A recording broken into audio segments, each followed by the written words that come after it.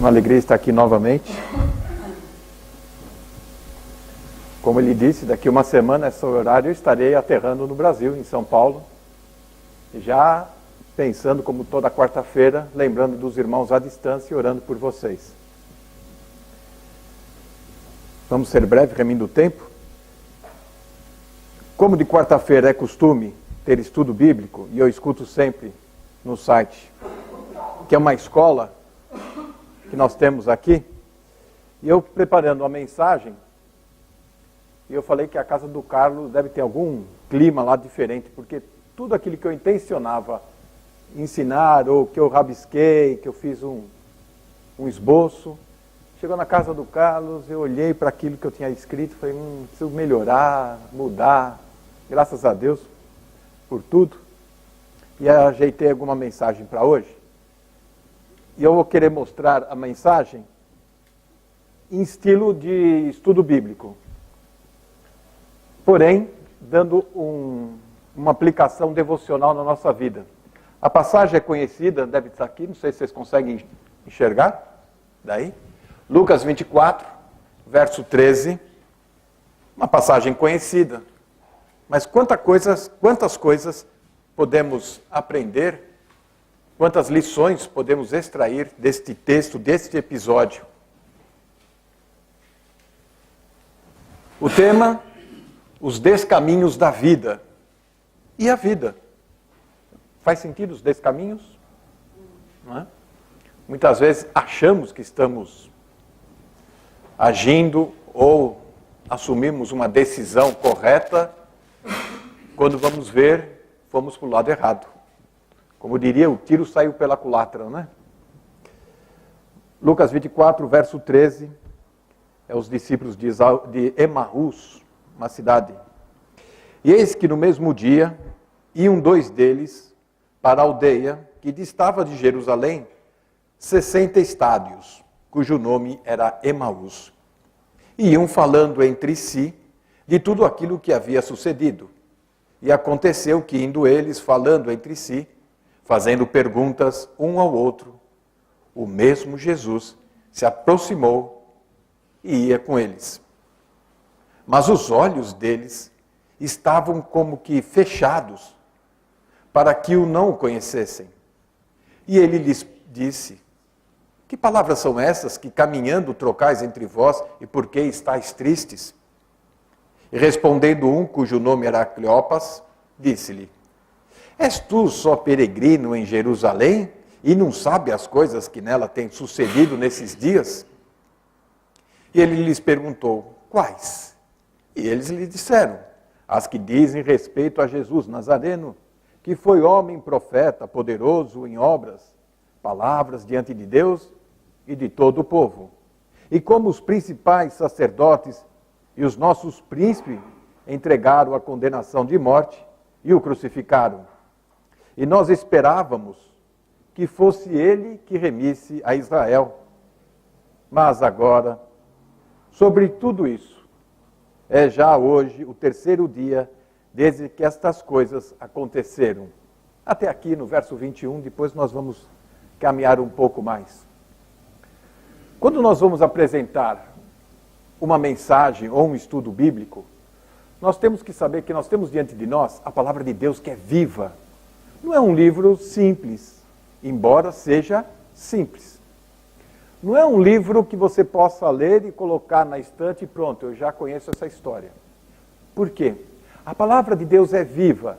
E para termos uma ideia, uma noção do que queremos dizer, usando como ilustração um diamante, uma pedra das mais bonitas e brilhantes, que tem várias facetas lapidadas, trabalhadas. Assim é a palavra de Deus, um tesouro incrível, ou crível. Incrível no sentido de maravilhoso, de fantástico. Quando nos deparamos com a mensagem, podemos ter uma mensagem panorâmica de tudo aquilo, mas podemos nos deter num prisma, numa perspectiva do assunto. Por isso que muitas vezes estamos lendo o texto bíblico e falamos, já conheço essa história. O Senhor é meu pastor e nada me faltará. Esse salmo aí eu sei, ele traz para frente. Porém, Na exposição da palavra, no estudo, nós vamos descobrir mais verdades, vamos descobrir uma outra perspectiva, uma outra faceta da palavra de Deus. Por isso que é tão fascinante estudar a Bíblia, ler a palavra, conhecer, investigar, entender as palavras, porque elas estão aqui. Nada está por acaso.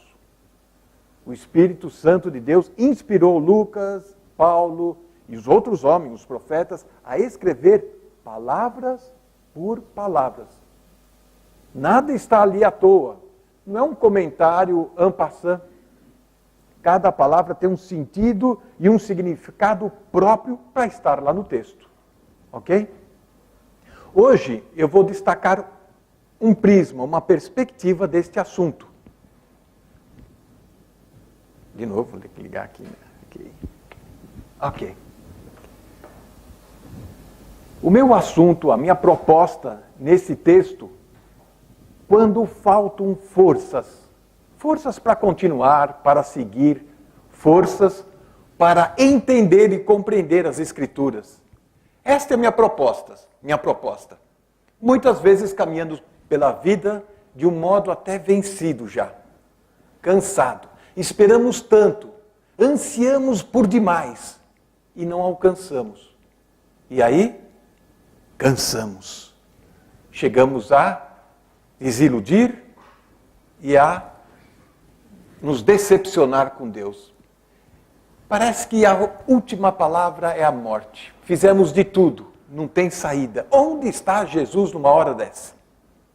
Os discípulos de Emaús, caminhando e conversando pelo caminho, desacorçoados, tem essa palavra aqui? Desconsolados, decepcionados, por algo que eles esperavam por demais, que não aconteceu. E eles estão caminhando, voltando para a sua casa à distância. E era esta a angústia destes dois discípulos do Senhor Jesus. Há uma decepção. E na primeira dificuldade você desiste? É assim que funciona?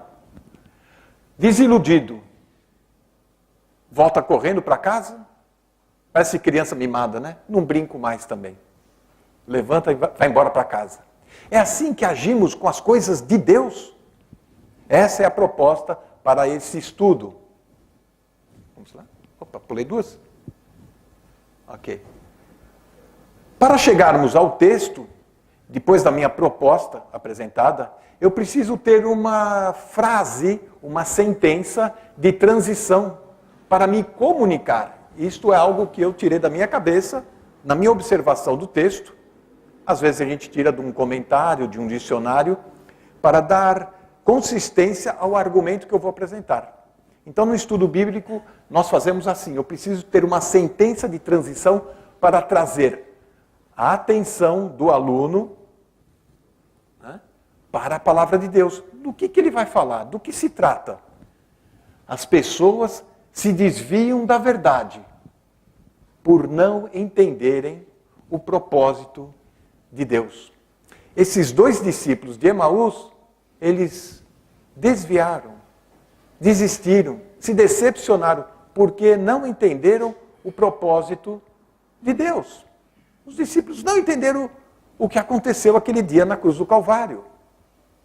E agora, no primeiro dia da semana, onde Jesus aparece ressurreto, o Senhor os encontra já se afastando de Jerusalém. E Jesus vai atrás. Essa é uma mensagem muito bonita. Quando você pensa que todos desistiram de você, quando você pensa que todos se esqueceram de você, o Senhor vai atrás.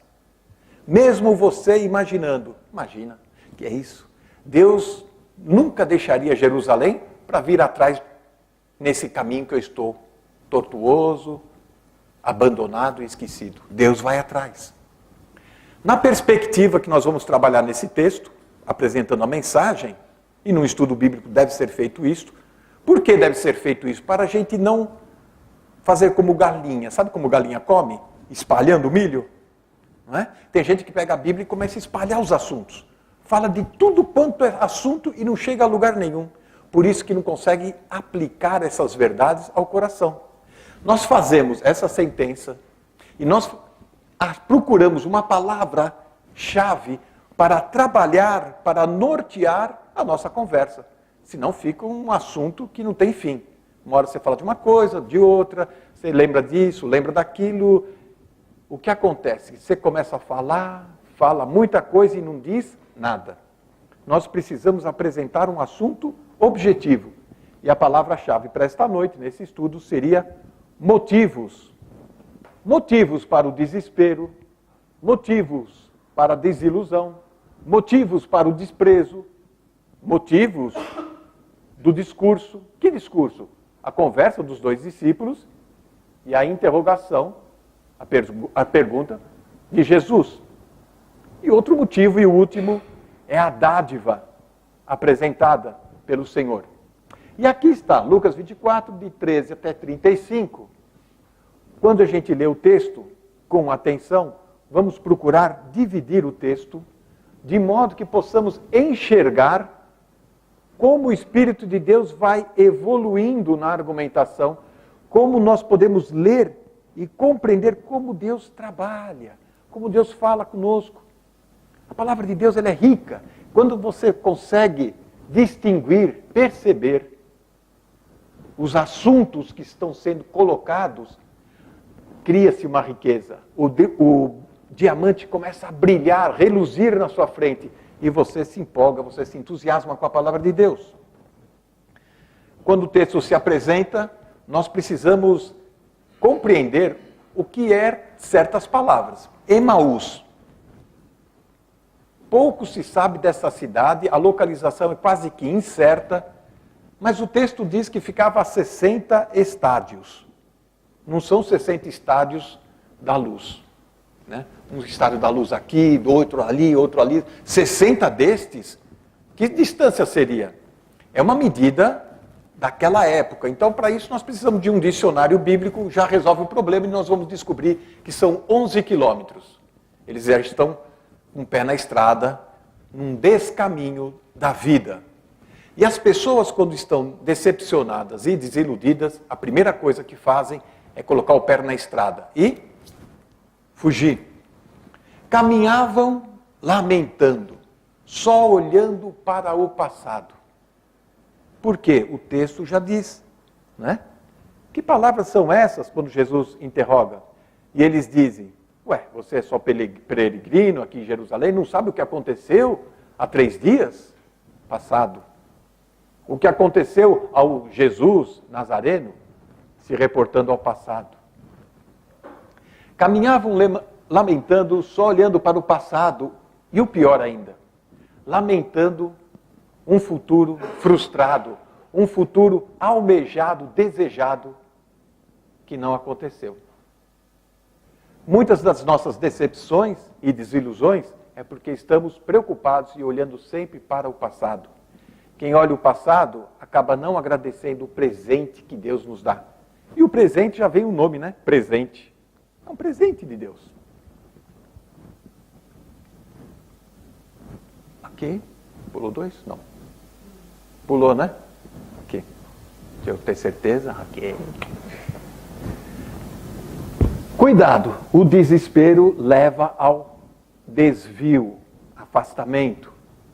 É o caminho da desistência que estes discípulos de Emaús tomaram. É o caminho dos sonhos desfeitos. E quando um sonho não é atingido, realizado, quando um objetivo não é alcançado, dói no coração. Parece que as forças se vão. Eu imagino a cena desses discípulos caminhando, chutando pedra no caminho. Né? Ombros caídos. Lembra da linguagem de ontem, quando falávamos que a postura física também transmite uma mensagem? E o Senhor Jesus chega perto deles e ainda pergunta, o que vocês estão conversando? E eles lá de cabeça baixa, não queremos nós saber. Aconteceu isso.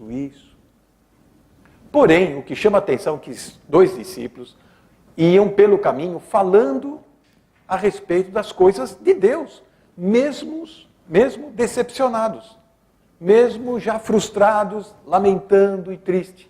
Eles podiam estar falando, bom, acabou a aventura com Jesus, vamos partir para outra. Vamos abrir um negócio, vamos tocar a vida para frente, que afinal de contas, vamos lá, levanta a moral, vamos procurar outro mestre para seguir. Muitas vezes fazemos isso, vamos procurar outras coisas para fazer. Vamos voltar como Pedro, vamos voltar às redes, vamos pescar novamente. Não é? Porém, esses dois discípulos têm uma virtude. Eles vão ao caminho falando das coisas de Deus. E quando nós estamos falando das coisas de Deus, quer na igreja, principalmente, quer no trabalho, andando na rua, falando das coisas de Deus, o Senhor vai junto. Sério? Sim, esses dois nem perceberam que era Jesus. Mas o Senhor vai junto. Que bom. É o caminho daqueles que acham que não tem mais jeito. E isso é trocar Jerusalém por Emaús. É trocar Jerusalém ou trocar a igreja pela cerveja, para fazer um trocadilho.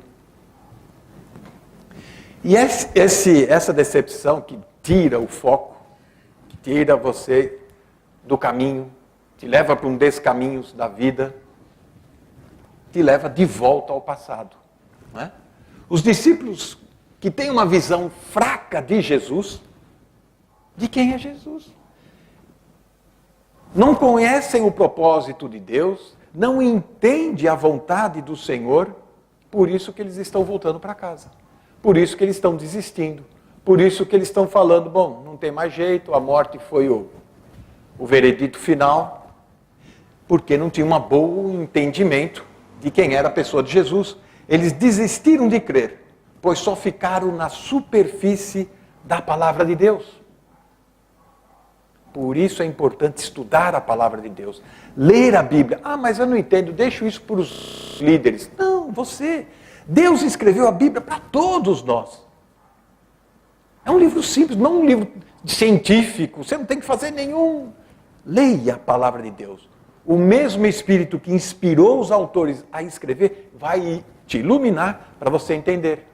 Claro, uma coisa, uma situação, outra, o amadurecimento vai trazer entendimento. Vamos ler as Escrituras, vamos entender a pessoa do Senhor Jesus, que jamais você vai se afastar ou sair do caminho. Eles dirigiram suas vidas na estrada da dúvida, na estrada do ceticismo, da incredulidade. Teve um personagem no Antigo Testamento chamado Elias, o profeta. 1 Reis 19 diz que ele, depois de um estresse emocional muito forte, depois do embate com os profetas de Baal, a ameaça da rainha Jezabel, ele correu também, fugiu, descaminhos da vida, e foi para longe. E o Senhor o encontra, capítulo 19, verso 9, fala, estrada errada, o que você está fazendo aqui? Volta, temos muito trabalho a fazer, temos muita coisa a realizar. Você vai ainda ungir o rei Jeú, você ainda vai fazer tantas outras coisas, vamos, levanta-se. Ele que tinha corrido, não sei quantos dias, não me recordo agora, para o sul, Deus apareceu e falou assim, agora você vai para o norte. Aí lá vai ele de novo, não é? Os descaminhos dão trabalhos, mas o rumo está acertado, está certo, muito bem. A desilusão. Do verso 16 até o verso 21 é a conversa dos dois discípulos e a intervenção de Jesus. O que está acontecendo? Por que vocês estão chorando? Por que vocês estão lamentando? O que está acontecendo? Por quê? Jesus sempre pergunta por quê. O cego, chegou um cego diante de Jesus. A pergunta de Jesus, você quer que eu te faça? Horas. Né? Quem que não está enxergando aqui, Senhor? Sou eu, né? O Senhor quer saber exatamente as suas convicções. O que você quer de fato que Ele faça na sua vida? Por isso, Deus faz perguntas antes de simplesmente dar por dar. Não é? Deus quer uma reflexão, uma responsabilidade de cada homem, de cada pessoa. Ele não vai dar simplesmente sem você valorizar aquilo que Ele está dando, sem você desejar aquilo que Ele está oferecendo. Não é? E aqui temos um personagem que não aparece nos evangelhos, Cleopas. João 19:25 dá uma pista de quem seria essa pessoa. E ele está indignado, triste, para esse Jesus não passa de um profeta. Olha só, poderoso em obras e palavras. Você não tem ouvido falar de Jesus de Nazareno? Ele disse aqui, não é? Homem poderoso, no verso 19, em obras, palavras, diante de Deus e do povo. Qual que era a visão de um? Fraca demais sobre Jesus. Qual a visão do outro? Olha, até que Jesus coloca e classifica-o como um grande profeta. Jesus é muito mais do que isso. E estes discípulos ainda não haviam compreendido a beleza da pessoa do Senhor Jesus, não é? Como então vamos conjugar o amor de Deus com o sofrimento do justo? Esses dois estão sofrendo pelo caminho, por isso que o Senhor vai atrás. As pessoas estão sofrendo. Onde está Deus esta hora? Por que a morte tem a última palavra? Qual a nossa esperança? A desilusão leva à dúvida. E foi o que aconteceu com esses dois. Mas o Senhor vai lá resgatar. O Senhor vai lá conversar. Por isso que é importante no momento de crise, parar, estar quieto e ver o livramento do Senhor. Ore, clame ao Senhor. Deus está presente para socorrer. Não deixe os seus servos abandonados, andando por caminhos errantes. A menos que você não queira ouvir ao Mestre. Eles poderiam ter uma atitude diferente. Quantos estavam caminhando por aquela estrada? Eles podiam ter outro tipo de atitude. Não queremos falar nisso. Não, estamos com medo de sermos também presos, coisa assim. Eles podiam simplesmente se omitir do assunto. Mas eles estavam tentando compreender, mesmo estando na maior profunda dúvida e incerteza, eu ainda não desisto de Deus. Por quê? Porque Deus jamais desiste de mim. O desprezo, do verso 22 até o 24. Vamos continuar a leitura. Paramos no 21. Vamos para o terceiro motivo, porque eles se descaminharam. O desprezo. É verdade que também algumas mulheres entre nós nos maravilharam, as quais de madrugada foram ao sepulcro, e não achando o seu corpo, voltaram dizendo que também tinham visto uma visão de anjos, que dizem que ele vive. Olha a conversa. 24. E alguns dos que estavam conosco foram ao sepulcro. Acharam ser assim, como as mulheres haviam dito. Porém, a ele nada ouviram. Veja só.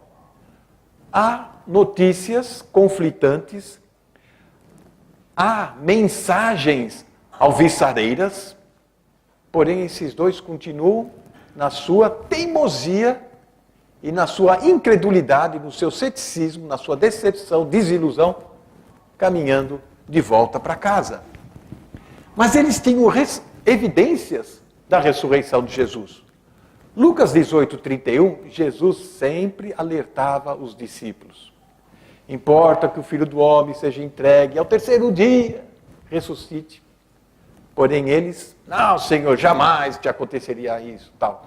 Por quê? Eles não tinham uma compreensão plena da pessoa de Jesus. Quem é Jesus para você? Será um santo milagreiro? Alguém que apenas atende, ouve a oração, como se fosse um padroeiro, não é? De religião qualquer, um ídolo. Quem é este Senhor Jesus que nós adoramos, que morreu no nosso lugar, que ressuscitou por nós, que nos declara justo? Quem é esse Jesus que queremos servir? É uma pessoa extraordinária que precisamos compreender, entender e conhecer. As mulheres viram, os anjos deram testemunho, e eles estão falando isso, e alguns dos outros discípulos já haviam visto o túmulo vazio. Evidências estão aí. A Bíblia está cheia de evidências, não é? muitas coisas para contestar este mundo perverso que está aí fora, colocando filosofias, modas, comportamentos, ditando regras, ao contrário da palavra de Deus. Uma rebelião total diante de Deus. Não é? Porém, todas essas evidências os discípulos de Emaús ignoravam. Quantas evidências bíblicas que Deus alerta a perigos que nós ainda insistimos e queremos racionalizar o pecado. E isso é muito perigoso, né? Porque a gente sabe que é errado, mas a gente quer transformar esse errado em algo oficial, não é? Em algo que não vai transgredir a lei. E quando fala em transgredir a lei, eu como um bom brasileiro, eu sei exatamente o que é isso.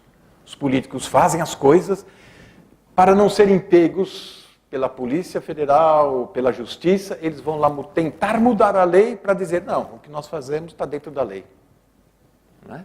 Não podemos ajustar a Bíblia ao nosso bel prazer. Nós que temos que nos ajustar e compreender a palavra de Deus.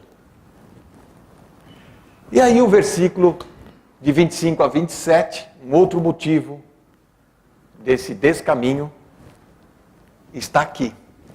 Vamos tentar entender o que Jesus está dizendo a eles.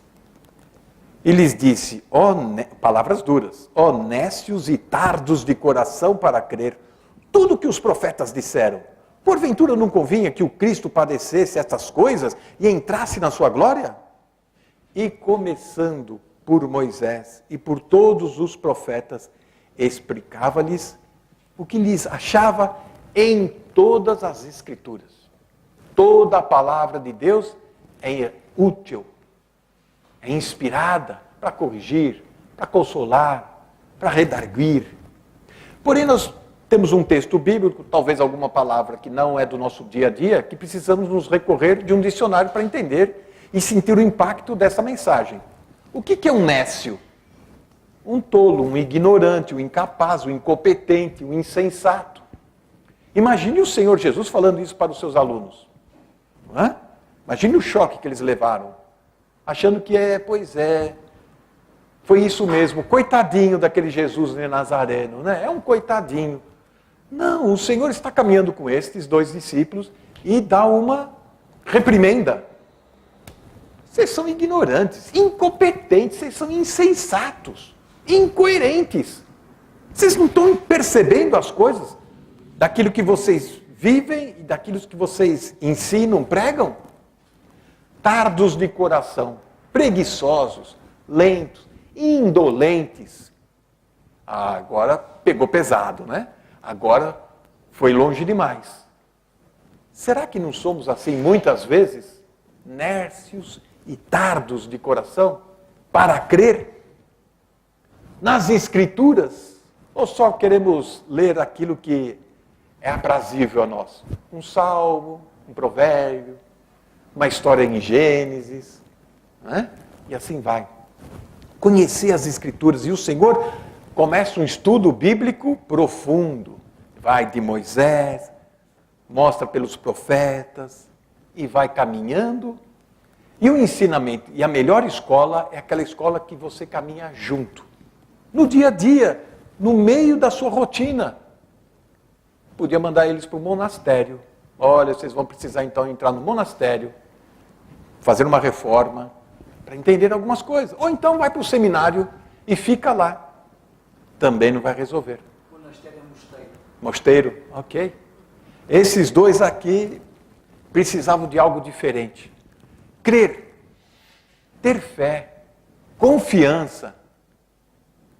Os profetas, o tema central da Bíblia é a pessoa do Senhor Jesus. O Jeová do Antigo Testamento, o Jesus dos Evangelhos, o Senhor glorificado nas cartas. Nós temos aqui, João 5,39, Jesus dizendo isso para os fariseus.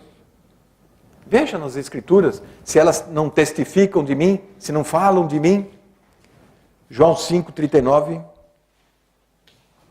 Examinais as Escrituras, porque vós cuidais ter nelas a vida eterna, e são elas que de mim testificam. Apocalipse 19:10, o testemunho de Jesus é o espírito da profecia. Esses discípulos estão compreendendo, estão entendendo. Verso 27, Jesus começa a explicar, ou seja, ele vai interpretar as Escrituras para esses dois discípulos. Bom, uma coisa é você ler de uma maneira devocional, outra coisa é você ler as Escrituras para entender, para compreender a mensagem de Deus para a sua vida. Algumas regras. Primeira regra é não espiritualizar a Bíblia, como fazem calvinistas, os agostinianos, uma técnica que quer espiritualizar todo o texto. O perigo disso é que, se ele espiritualizar de um jeito, eu vou ter a liberdade de espiritualizar do meu modo. Ele também vai querer interpretar da maneira dele. E que mensagem será essa? Para a sua conveniência? Para a sua liberdade de agir como quiser? Não é espiritualizando um texto. Nunca podemos usar alegoria deste método, tirar o texto do contexto, filosofias para usar como ferramentas para interpretar a Bíblia, como aristotélica, no caso calvinista, platônica e outras. Muito bem. E principalmente saber separar as Escrituras. O que é da lei é o período da lei. O que é para o povo de Israel, o povo terreno de Deus, é para o povo terreno. O que é a graça é para agora, depois da ressurreição, com o Evangelho de Paulo. Saber distinguir, separar, dividir as Escrituras, manejar bem a palavra da verdade. Vamos caminhar um pouco mais. E agora ele dá os motivos, o esboço do seu ensino. Eu gosto de usar as palavras para memorizar. E eu coloquei numa sequência de letra P, às vezes eu coloco de letra D, de letra I. Assim facilita você visualizar o ensino. Se ele começa com Moisés a ensinar esses discípulos, com certeza Jesus começou por Gênesis 3,15. A promessa. Depois ele vai falando sobre a provocação que houve em Números 21. Moisés cita isso. Lembram? As serpentes que invadiram o deserto e começaram a morder os israelitas no deserto. Tiveram que fazer uma serpente de bronze. Certo? Quem olhasse para ela seria curado. O Senhor deve ter explicado e aplicado esse ensino para esses discípulos. A palavra de Salmos, a profecia de Daniel, tudo isso fez parte deste ensino. Não podemos escolher os ensinos. Eu prefiro só essa parte. Profecia para mim é difícil. Sim, talvez tenhamos algumas limitações porque estamos na época da graça. Mas você conhecer e ter noção do que se trata do assunto é dever. O último motivo, vamos ler do 28 até o 35 para terminarmos a nossa aventura, a nossa saga. E chegaram à aldeia para onde iam. E ele fez como quem ia para mais longe. Parece que Deus às vezes faz assim. Parece que ele está acompanhando a gente, quando você pensa que ele está junto, parece que ele está indo para o outro lado. E você fica meio perdido. Puxa. 29. E eles os constrangeram, dizendo: fica conosco, porque já é tarde, e já declinou o dia. E entrou para ficar com eles. E aconteceu que, estando com ele à mesa, tomando o pão, abençoou, partiu e lhe deu. Abriram-se-lhe então os olhos e conheceram, e ele desapareceu.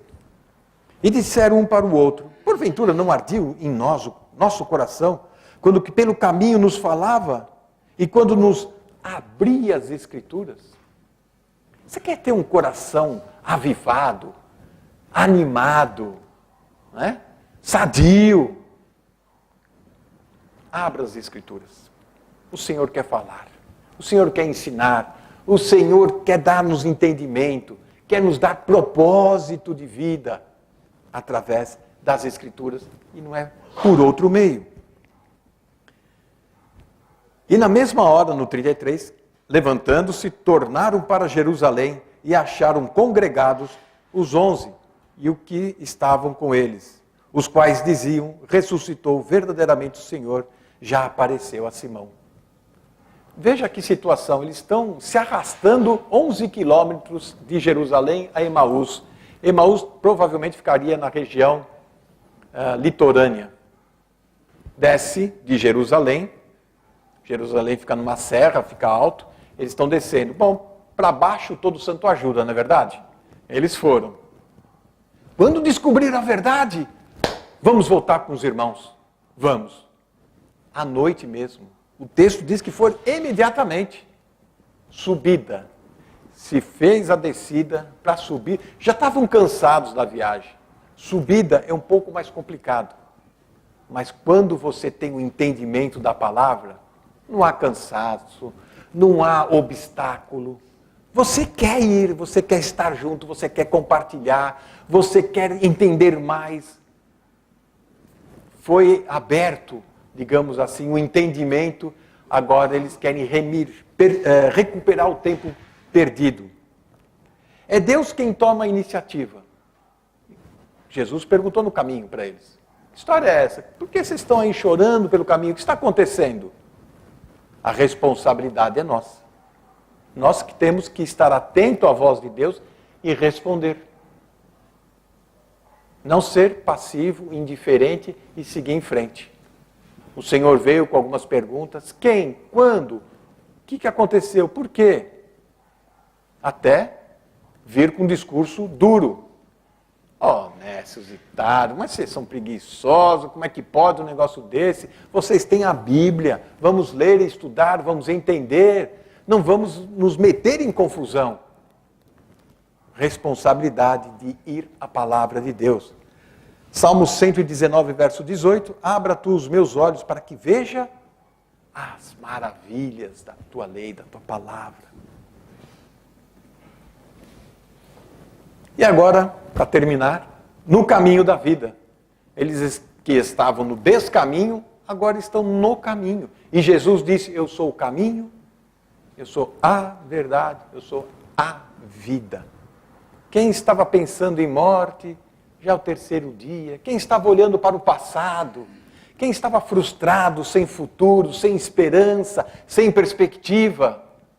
Agora este grupo tinha motivos para voltar e estar junto, congregados. Não abandonar mais a igreja. Os que creem, os crentes. Não ficar divagando por caminhos e lamentando. Eles foram, verso 35, contar, relatar, tipo um professor explicando detalhes daquele estudo bíblico que Jesus ensinou a eles naquele caminho. Quanta coisa! Podíamos ter gravado aquilo, mas perdeu-se. Mas está aqui na palavra. Quando reconhecemos a Jesus em nosso caminho, não há mais espaço para desespero. No verso 17, não há mais tristeza, não há mais desilusão, não há mais incredulidade. Quando compreendemos a pessoa de Jesus, que é mais que um profeta, que é mais do que um curadeiro, que é mais, é a pessoa do Deus encarnado, vindo para alcançar o perdido, o homem que estava em rebelião. E ele vem agora se apresentar. Os discípulos estavam mais preocupados com olhar para a crucificação do que olhar para a ressurreição. Este é o motivo da decepção. Agora sim, eles estão focados, entenderam, compreenderam a verdade de que o Cristo deveria ter morrido. Ressuscitou. Todos estão dizendo, ele ressuscitou. Quem sabe agora ele vai reinar em Israel. A história ainda ia se completar. Agora, para nós aqui, terminarmos. Onde está o nosso tesouro? O nosso diamante? Será que está como peça bruta ainda, que precisa ser cortada, lapidada, esquecida em algum canto, incompreendida e por isso você desanima? Eles voltaram para dizer que a morte não tem a última palavra. Não tem. Não é? A última palavra é que Jesus venceu a morte. Há esperança, há alegria a ser vivida. O dia a dia é complicado, é difícil, sim. Os discípulos estavam naquela estrada longe, mas agora com uma razão para seguir em frente. Mesmo em crise, nunca deixe de falar das coisas de Deus. Nunca deixe de compartilhar e principalmente de congregar, de estar junto, de estudar as Escrituras, entender o que Deus tem para a sua vida. Vamos terminar com uma palavra de oração?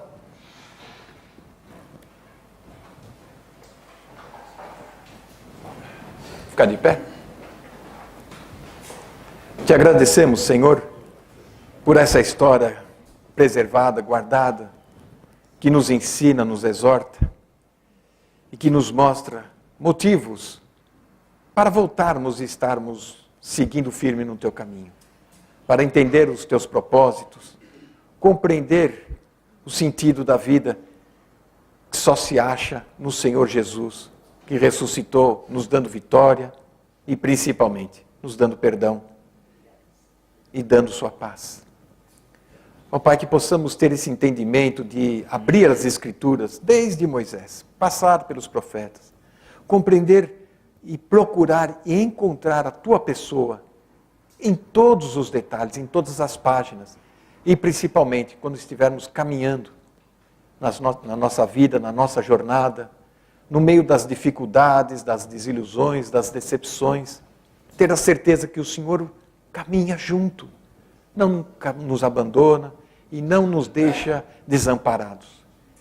Isso é um conforto tão grande no nosso coração, uma alegria que provoca júbilo no nosso coração. O nosso coração arde com estas palavras que nos dão certeza, esperança. Te louvamos, Senhor, porque Tu nos ensina através da Tua palavra. Muito obrigado por cada vida que aqui está, que se esforçou, que correu para estar junto com os irmãos. Abençoa de maneira especial nas suas orações, nas suas petições, nas suas inquietações, aquilo que anda preocupando, anda muitas vezes tirando e drenando a vida espiritual, a energia. Ó Senhor, revigora a nossa fé. É o que nós te pedimos no nome santo do Senhor Jesus. Amém.